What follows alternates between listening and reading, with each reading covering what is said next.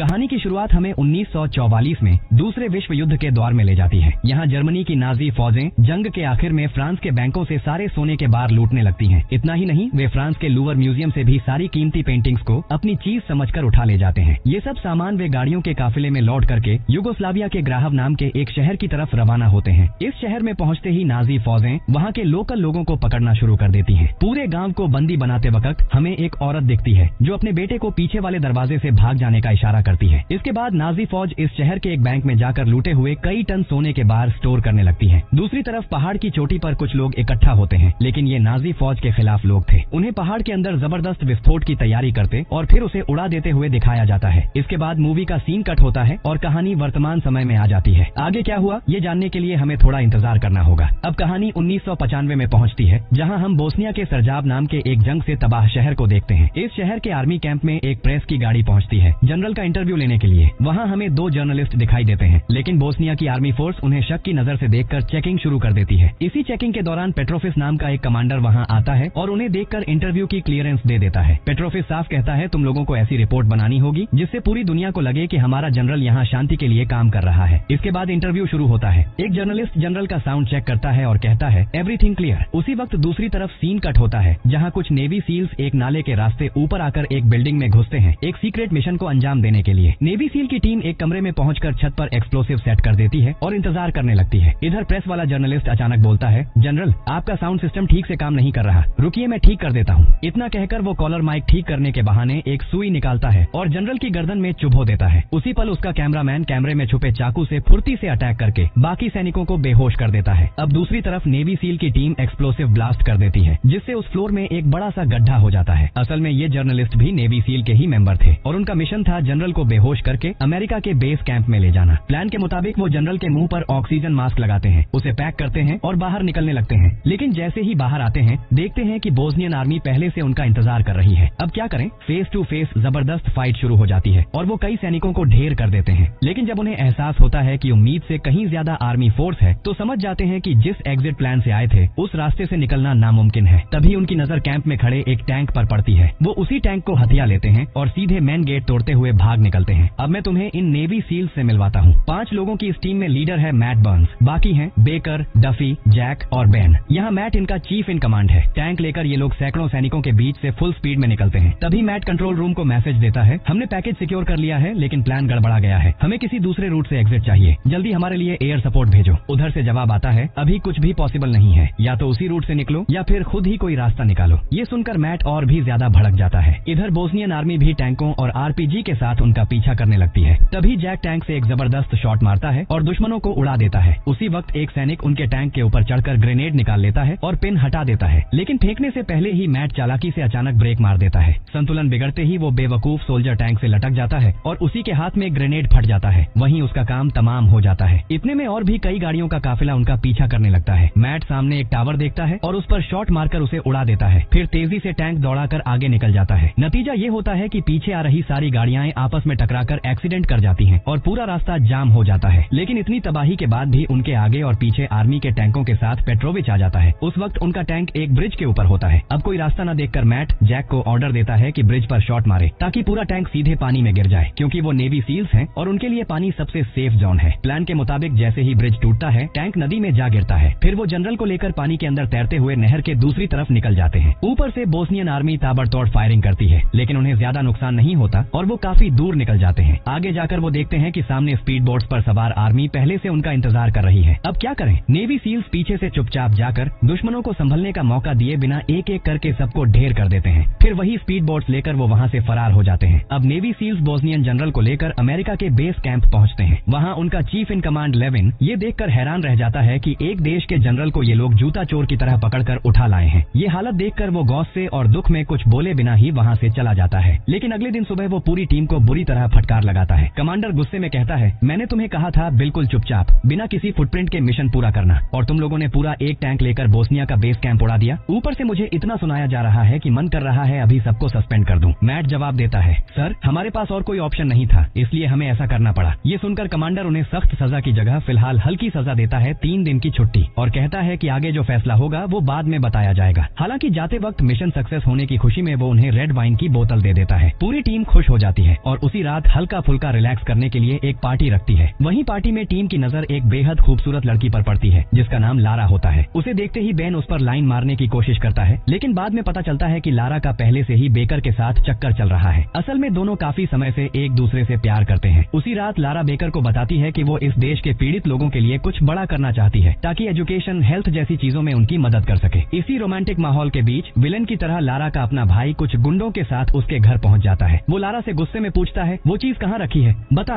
Lara कहती है, वो मेरे पास नहीं है। इतना सुनते ही उसका भाई भड़क जाता है। तभी बेकर वहाँ आ जाता है और उनसे भिड़ जाता है, लेकिन कुछ ही पलों में वो खुद एक आदमी के गन पॉइंट पर फंस जाता है। अब लारा घबरा कर बोलती है, ठीक है मैं बता दूंगी, वो कहाँ है। ये कहकर जब वो सब बाहर आते हैं तो वहाँ पहले से ही मैट मौजूद होता है। बेकर उसे इशारा करता है और अचानक अटैक करके दोनों मिलकर सारे गुंडों को जमीन पर सुला देते हैं। मैट को देखकर बेकर बोलता है, तो मतलब तुम चुपके चुपके मुझ पर नजर रख रहे थे। असल में मैट पहले दिन से जानता था कि बेकर एक लोकल लड़की के प्यार में पड़ गया है। मैट के जाने के बाद लारा बेकर को वो चीज दिखाती है जिसके लिए उसका भाई रोज उसे टॉर्चर करता था। लारा एक 12 किलो का चमचमाता सोने का बार निकालती है और कहती है, यही है वो कीमती चीज। इतना बड़ा गोल्ड बार देखकर बेकर पूरी तरह हैरान रह जाता है। वो पूछता है, इतनी कीमती, लगभग $1.5 लाख की ये गोल्ड बार तुम्हें मिली कहाँ से? तब लारा उसे सोने का इतिहास बताने के लिए एक झील के पास ले जाती है। दोनों स्कूबा डाइव करके झील की गहराई में उतरते हैं। वहाँ बेकर देखता है कि पानी के नीचे पूरा का पूरा एक शहर छुपा हुआ है। घर, इमारतें, यहाँ तक कि एक चर्च भी सब कुछ इस बात का सबूत देता है कि कभी यहाँ एक मशहूर शहर बसा हुआ था। अब लारा उसे पूरी कहानी बताना शुरू करती है। वो कहती है, तुम्हें मूवी का पहला सीन याद है? वो छोटा लड़का जिसे उसकी माँ ने भाग जाने को कहा था, असल में वही लड़का मेरे दादा थे। लारा बताती है कि उस दिन भागते वक्त उसके दादा ने देखा था कि नाजी फौज इस शहर के बैंक लॉकर में ढेरों सोने के बार भर रही थी। तभी उस छोटे लड़के ने चोरी से एक गोल्ड बार उठा लिया, लेकिन थोड़ी ही देर में वो गार्ड्स के हाथ लग गया। चालाकी से वो उनसे भाग निकला और जाते जाते उस गोल्ड बार को एक जगह छुपाकर गांव के ऊपर पहाड़ की तरफ चढ़ गया। पहाड़ पर पहुंचकर उसे दूर से फायरिंग की रोशनी और लोगों की चीख पुकार सुनाई देती है। तब उसे समझ आता है कि उसके सारे गांव वालों को पकड़कर वहीं मार दिया जा रहा है। उसी वक्त एक दूसरी ग्रुप उसे पकड़ लेती है और कहती है, हम नाजी नहीं हैं, हमारे साथ आओ। वो उसे अपने साथ ले जाते हैं, जहां वो देखता है कि गांव के ऊपर बने पानी के डैम में बम लगाए जा चुके हैं। उनका प्लान था कि जैसे ही डैम उड़ेगा पूरा इलाका पानी में डूब जाएगा और सारे जर्मन सैनिक मारे जाएंगे। वे उस लड़के से ही बम एक्टिवेट करवा देते हैं। कुछ ही पलों में पूरा डैम तबाह हो जाता है। भयानक सैलाब गांव की तरफ टूट पड़ता है और पूरा गांव नाजी सैनिकों समेत हमेशा के लिए पानी में समा जाता है। इस तरह एक पूरा बसा बसाया शहर करीब 50 सालों से एक खौफनाक इतिहास के साथ दुनिया के नक्शे से गायब हो जाता है। लारा कहती है कि उसके दादा ने उसे ये पूरी कहानी सुनाई थी और ये जो गोल्ड बार है यही वो सोना है जिसे उसके दादा ने उस दिन छुपाया था और बाद में बड़ा होकर उसके पास अमानत के तौर पर रख दिया। इसका मतलब ये है कि पानी के नीचे सिर्फ एक नहीं बल्कि सैकड़ों गोल्ड बार पड़े हैं। इसीलिए लारा बेकर से उन्हें बाहर निकालने में मदद मांगती है। बेकर बिना सोचे एक ही पल में मान जाता है। जब वो गोल्ड बार टीम के पास लेकर जाता है तो पूरी टीम की दिलचस्पी आसमान छूने लगती है। बेकर सबको बताता है कि यहाँ करीब 2000 के आसपास गोल्ड बार मौजूद हैं, जिनका असली मालिक फ्रांस है। अगर एक गोल्ड बार की कीमत करीब $1.5 लाख मानी जाए तो 2000 गोल्ड बार की टोटल वैल्यू करीब $300 मिलियन